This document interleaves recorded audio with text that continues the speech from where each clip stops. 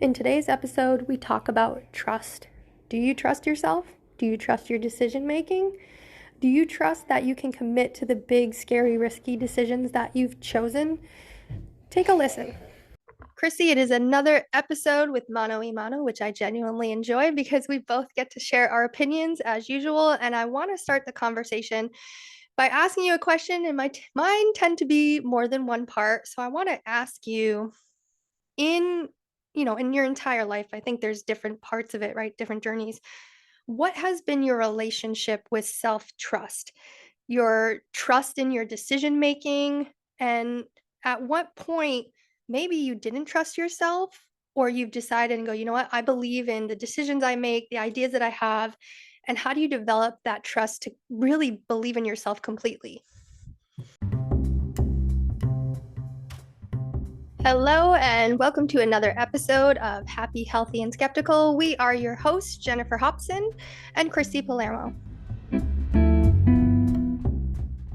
Those are some great questions because it gets me thinking about my past and my decision making and the journey I've been on. And I mean, I think we can all, every one of us has moments where we know in our gut what we're supposed to do, whether we do it or not. I think we all have those stories too. It's like there are moments where we absolutely follow it.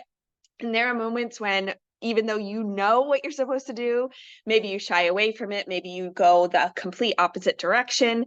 And then sometimes I'm thinking of some moments too, like more of a personal journey with a relationship, for instance. Like it didn't really occur to me till later on when I needed to get out of that and change the course I was on, basically. And then being like, oh, like this was not right.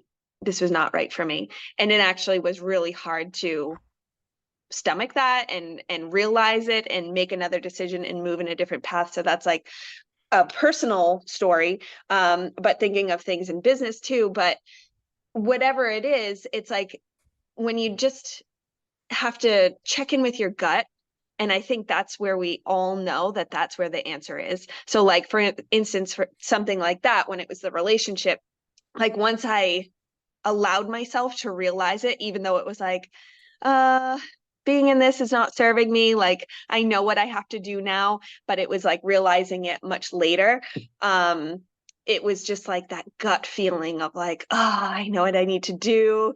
Um, and Yeah. and following all Well, along I that think path. that's hard because when you're younger, you're making decisions about things you've never had to do before, right? When you're in a romantic Mm-hmm. relationship, if you're, in your early teens or into your 20s, you're making really hard decisions that you have no experience on. So you can't go, oh, well, in my past, I've done this and that worked out for me, because you're like, I have no, maybe you have examples from your own parents. Maybe they're the best examples. Maybe they're not the best examples. So it's hard to develop that trust in yourself when you have no experience. Yes, that's true too. Like you're thinking about exactly, I don't have anything to go off of here.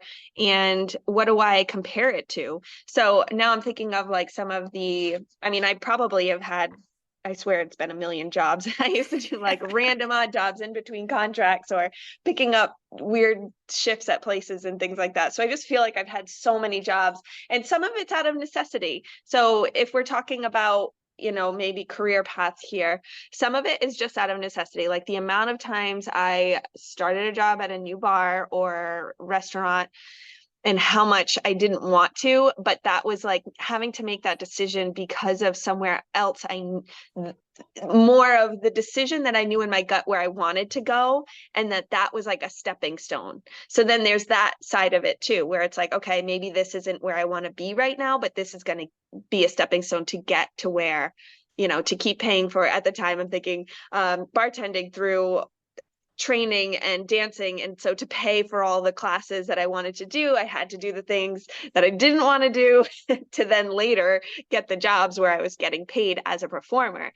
Right. Um, Those but I think decisions come away from trust. They go back to necessity. If I want to continue yeah, being a performer, I need to eat. right. So some of it is necessity, absolutely. But I think I learned actually to get back to the original question, I think I learned pretty early on how to trust myself with certain decisions when it came to my life path.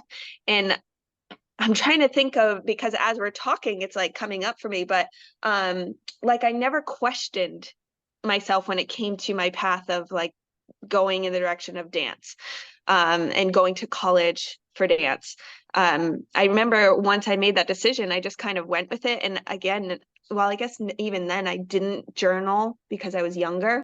So I think it comes around to when you know you're on the right path of something, and maybe you're in a place where you don't know what the next step is, or you're not on the right path. We have other episodes too where we're talking more about those things and finding your place, finding what the next step is for you.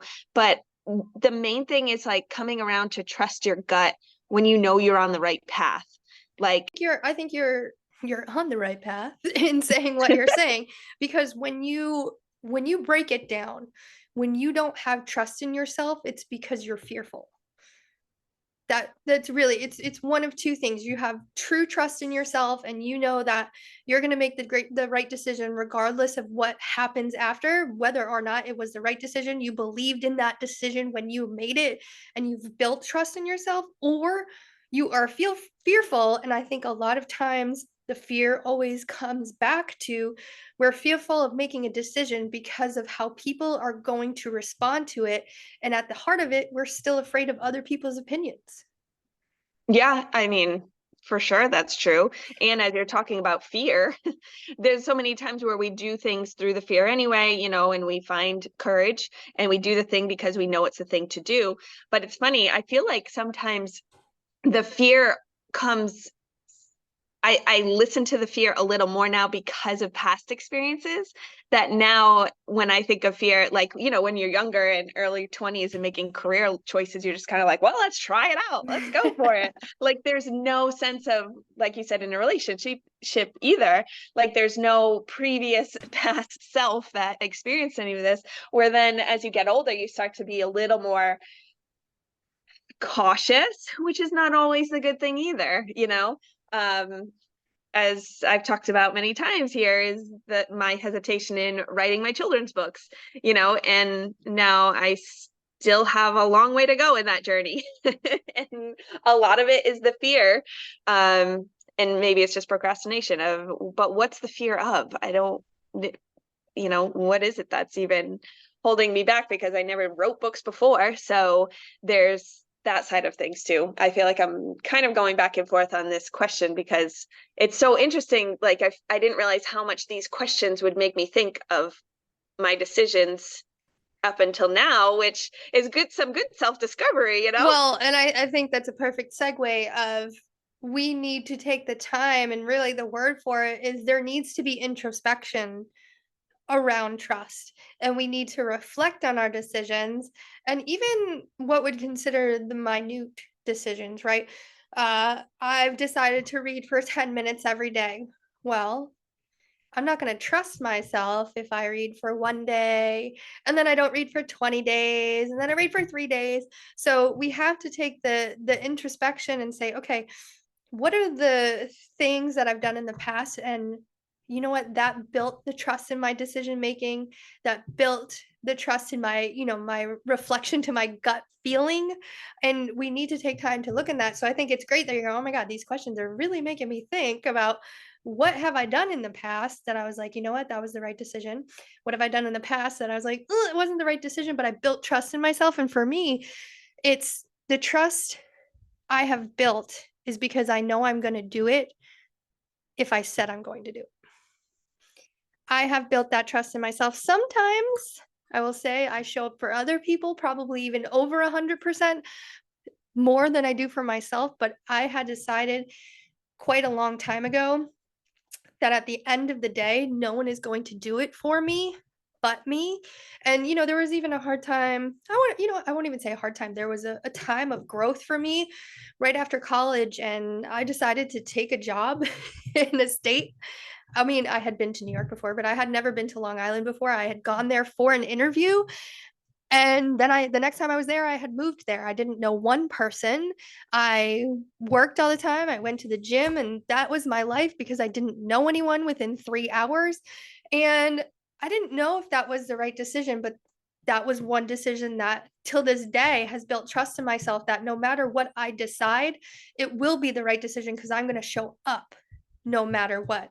So in a way, it doesn't really matter if it's the right decision because I know I'm going to make it happen regardless. Maybe I have to pivot mid decision. Maybe I have to learn from that decision, but I think I've truly built the trust because I've continuously shown up for myself. And sometimes that's not, 100%. I showed up every single day, no matter what. Maybe, there was one day where I'm off, but for the majority of the time, I show up for myself, and that's where the trust is built. And I think that happens in relationships, romantic or not, friendships, your career relationships is when you say you're going to do something, be the person that does it, not just for those people, but for yourself. Because if not, that's when you start to get fearful of making a decision. That's when the self doubt comes in because you go, well, I wanted to open a new business, a new brick and mortar business, but I don't know if I can do it. And you're not actually fearful of whether or not you can do it, but the history of what showing up for yourself, you haven't shown up for yourself. That's why you're fearful because you don't trust yourself. I think you hit the nail on the head right there with that. And so many of us can relate to that because then it's like, oh yeah, that's so true. I mean, if I can't trust myself, like how is anybody else gonna trust me? And how am I gonna keep a business going if I can't even stay true to myself in the first decision there is Right. to making this business? I mean, that's the most important one to show up for. Yeah. Otherwise, nothing stems from there. So I think you're onto something there where you're saying a lot of it has to do with staying true to what we say we're going to do, because then you're right.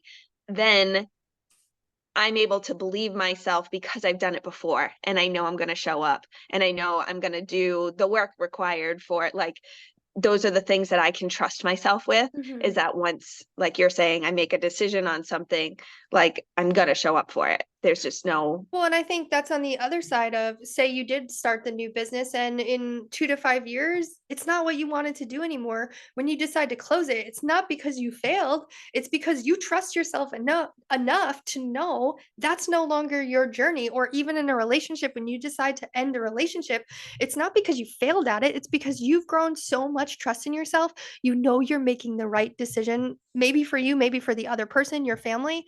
And that's why I think trust is so important in so many of the things that we do, and we don't give it enough introspection. We don't reflect on it enough. We don't put in the work to build the trust on ourselves, where it's just, it's silly things, right? I'm going to make my bed every morning. Well, if you only do it for 7 days and then you stop, well, that's one more thing you've told your brain that it can't trust you when you say you're gonna do something, or, that you're gonna play with your kids more often. You reserve 30 minutes every day to make sure it's just focused on them. Like these tiny, tiny little things. Because if you're at a place right now where you're like, well, I do wanna do bigger things, I do wanna do scary things, but you have zero fucking trust in yourself, start small. I was just going to say, start with the small things. Like you Make your said, bed. make your bed. There's so many books on that. Make your damn bed. It's the first thing accomplished in the morning. It'll give you some sense of I was going to say gratitude. That's not the word. Accomplishment. Accomplishment. Thank you. You're welcome. Accomplishment, where you feel like satisfied with yourself for staying true to one, the thing you said you were going to do. Two, every time you come back in the room, there's this sense of ease from seeing not the thing that I forgot to do or never had time to do. And it leaves us even if you're not recognizing it, it's, if you wanted to make it, every time you see it for the rest of the day, it's going to internalize as something that's going to hold you back. It's going to be this energy that's kind of stuck within you Yeah. because you're recognizing that you didn't show up. And it just doesn't keep that flow in your house, things like that. There's so many And reasons to make your bed, yeah, but that's the one little thing you can show up for, like you're saying, or reading for 10 minutes. Like we all have 10 minutes to read. We do. Do you prioritize it? Is it something you said you wanted to do? And why do you want to read? Is it for self-development? Is it for just having that alone time? Is it to just mark off your number of books you're reading in a year? Like, why is it that because we've talked about this many times, again, back to why are you doing the thing you want to do? one of the things, if you're struggling with trusting yourself, Well, first, start with the small things, the things A that you want to be doing and you know you can accomplish. And the more you do it, the more you're building that internal mental trust in yourself. And if you need another exercise, a really good exercise is to just take a couple minutes and write down what are things you have accomplished in your life? Have you graduated high school? Have you graduated from college? Do you have a job? Do you take care of a tiny human? Like, what are some of the things you have already accomplished in your life?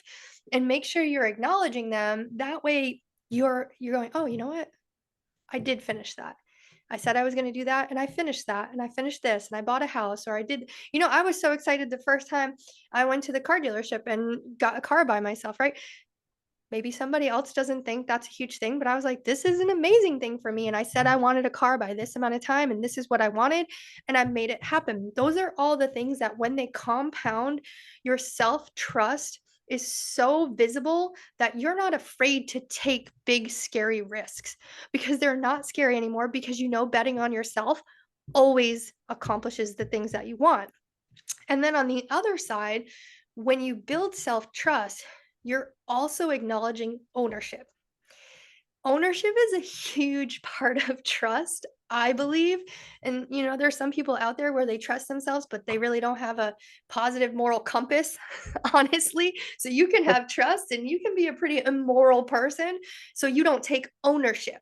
So trust has to work kind of both ways, especially in your self relationship and relationship with others. No matter what kind is you can have trust in yourself, but when you don't have ownership, maybe you are the person that you always show up 9 times out of 10. And the one time you didn't show up, you made an excuse versus just saying, you know what? I wasn't able to do it. I own that. You know, I'm sorry that didn't happen. Whether or not you need to say sorry, I'm not a big proponent of saying sorry if you didn't do anything wrong, but that's another conversation. But having trust is also having ownership in yourself. And your ownership is going, you know what? I said I was going to do it. It might be more difficult to do it. It might be harder to add it into my day, but I said I was going to do it. So I'm going to do it. Yeah, for sure. I mean, owning up to what you're saying you're going to do, that's going to lead you down. And it's going to show you too where there are those times where you're going to pivot and maybe it turns out to be a different path than you had taken. But if you're owning that as well and just like, okay, I know that this isn't the path that I want to be on anymore, and able to take that in for yourself. But I was going to add exactly what you had said before, that it always comes back to journaling for me. Like if you're trying to figure out how to trust yourself first, like spend some time just free writing it out in the way that we're having this conversation right now. And I feel like there's a lot coming up for me as I'm going through all this. Like I'm sure it's going to do the same for you, and so maybe it's having a conversation with yourself in that way. And we've done talk so much about journaling, and just doing a free page, a free write of like, okay, let's focus on, like, this is something I want to do now, and go back through all the major, and maybe not even some major ones, but the decisions you've made in your life that maybe made you pivot, go in a certain path, down a certain path in your life, revisit those and give it a little gut check, and like, okay, I know that was what I was supposed to do, or I knew what I was supposed to do, but I did this instead, or that was one where I realized it a little later and then I had to pivot. I think it's a good exercise that I pretty sure that I'm going to do, because I think it'll be really interesting to go through Yeah. and where are those moments you can trust yourself, and start to talk through how to move forward out of that. For maybe there's a decision looming over your head right now, so a path that you're trying to figure out, and it's like, okay, well, how do I get there? How am I going to figure out what's the right path to go from here? Yeah. Well, and I think the other two things that I talk about with clients, when we're empowerment coaching, trust is a big thing. And I think the things we need to consider also their boundaries. Boundaries are a way to build trust. When you set a boundary and you let someone cross it consistently, guess what? You haven't built up a boundary. You told yourself you did, but you haven't committed to it. So that's another easy way to be, you know what? I mean, I don't want to say easy. It's another way that you can build self trust is by creating those healthy boundaries, right? You can't say yes to everything. So you say yes to 20% because you know what? You're going to show up 20% of the time. And now you're continuing to build trust. And I think the last part of it for me is self trust is not, it doesn't mean you know everything. Like, let's not be know-it-alls. Let's not be the one-uppers. Self-trust does not mean I have all the answers and I believe myself. Maybe you also think the earth is flat. I don't know. That you do not have all the answers. So it's not truly being like, I know all the things. It's I know when I make a decision, I'm going to come out on the other side building more trust in myself or committing to the decision that I made. That's what trust is at the very heart of it. 100%. And actually, I lied. I told you there was two more things. The last one is also that you're kind to yourself regardless of the outcome. Ouch, that's a tricky one. It is tricky because, sometimes in life we make a million little decisions, and those are way more important than the 1 to 2 crazy risky decisions that we made, and we spend 50 to 60,000 thoughts a day. I think that's the average person. I think I have about a billion, and a lot of them are negative. So, when you make a decision, rather than spending 90% of the time beating yourself up about it because the result wasn't exactly what you thought, support yourself and going, "You know what? I made the decision." Because that, first of all, just making a decision is hard for a lot of people. Making decisions can be the hardest part of the process, but not spending time beating yourself up because the outcome wasn't what you expected, but being kind to yourself, being introspective, being respectful to yourself, being encouraging to yourself, regardless of the outcome, is also going to build your trust because now you're not going to be fearful of the outcome. You're not going to die. You're not going to die. You're not going to die. But So did give you yourself die? a little grace. But did you Right. die? And just give yourself a little grace and, you know, pull up your bootstraps and let's go. Let's do the thing.